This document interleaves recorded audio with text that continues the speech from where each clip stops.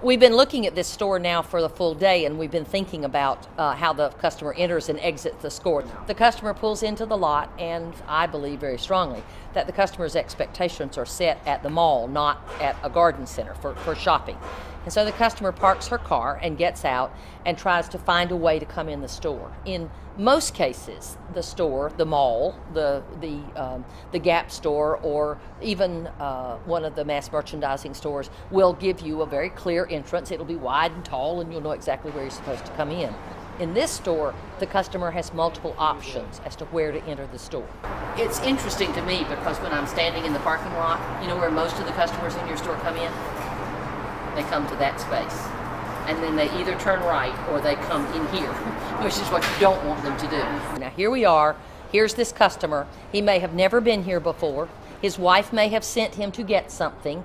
We don't know exactly why he's here, but here he is trying to get into the store. First of all, he pays no attention to the sign because that's not what humans do. We just try to find it on our own. And so now he's gotten himself into the store. He's very confused. He doesn't know where he is, and the likelihood that he's going to actually do much shopping is almost nil. He'll go find a salesperson and try to get them to tell him where the product is that he's looking for. Now, the salesperson may be very happy to do that, and that may work out fine. However, if the store communicates more effectively to the customer, then the store is working harder to make the shopping easier, and the staff person does not have to compensate for that.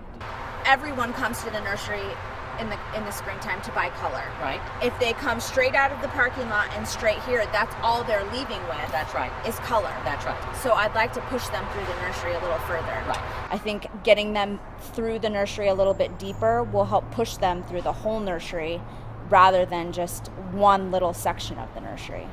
What we would like them not to do is come here, pick out plants, and leave, and not ever see anything else. The other problem that we have there is, see here, here's where that register exit is.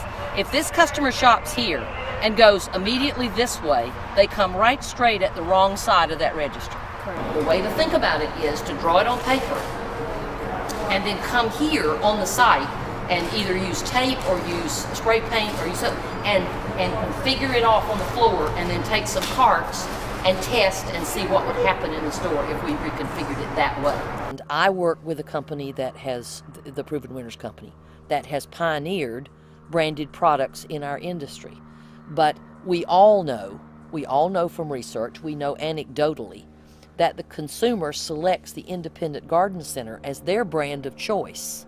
And they expect that independent garden center to present them with products that will work for them. So they are coming to that independent channel as a branded promise from that retailer.